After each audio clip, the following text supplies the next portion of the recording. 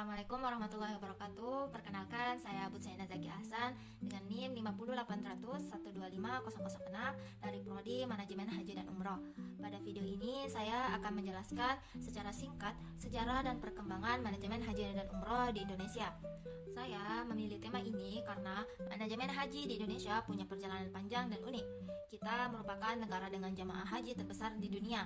Jadi sistem pengolahannya selalu berkembang dan menghadapi banyak tantangan yang tidak ringan lagi. Di sini saya ingin memahami bagaimana proses itu berkembang dari fase ke fase yang sangat luar biasa. Pertama yaitu ada pada fase sebelum Indonesia merdeka. Ibadah haji belum dikelola oleh negara. Jamaah biasanya berangkat sendiri atau melalui rombongan menggunakan kapal laut. Waktu tempuhnya sangat lama, bahkan sampai berbulan-bulan, dengan memiliki resiko besar yaitu banyak jamaah yang jatuh sakit, yang tertipu, bahkan tidak kembali ke tanah air. Pada fase ini, manajemen haji sebenarnya belum ada. Lebih tepatnya disebut perjalanan mandiri tanpa standar pelayanan yang jelas. Kondisi ini menunjukkan betapa pentingnya peran negara dalam mengatur keberangkatan haji di Indonesia sendiri. Nah, lanjut era pasca kemerdekaan yaitu 1950 sampai 1970-an. Setelah Indonesia merdeka, pemerintah mulai terlibat lebih serius dengan membentuk jawatan urusan haji. Pelayanan awalnya masih sederhana, berfokus pada administrasi dasar, kesehatan dan keamanan jamaah yang berangkat menggunakan kapal. Ya, walaupun masih sangat terbatas, namun inilah awal dari munculnya sistem manajemen haji dan umroh yang resmi di Indonesia.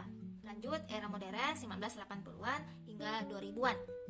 Nah, memasuki tahun 1980-an, penggunaan pesawat membuat proses perjalanan lebih cepat, akan tetapi jumlah jamaahnya yang semakin besar. Nah, untuk merespon kebutuhan yang semakin besar ini, pemerintah membentuk regulasi yang lebih kuat.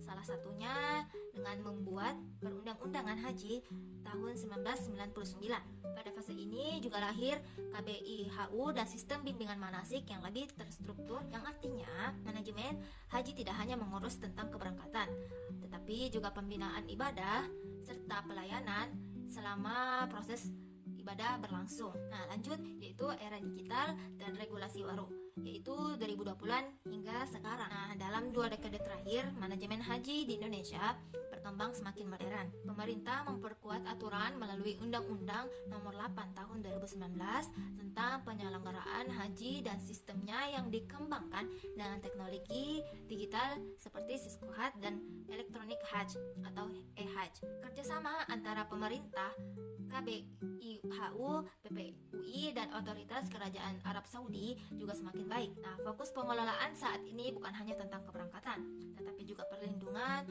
pelayanan prima, efisiensi, dan transparansi bagi seluruh jamaah. Nah, kesimpulan yang kita bisa ambil jika kita lihat dari perjalanan fase-fase yang panjang ini, manajemen di Indonesia berkembang dari sistem yang hampir tanpa aturan menjadi sistem pelayanan yang lebih digital dan lebih terkoordinasi. Perkembangan ini menunjukkan komitmen negara dalam memberikan perlindungan dan pelayanan yang terbaik bagi jamaah.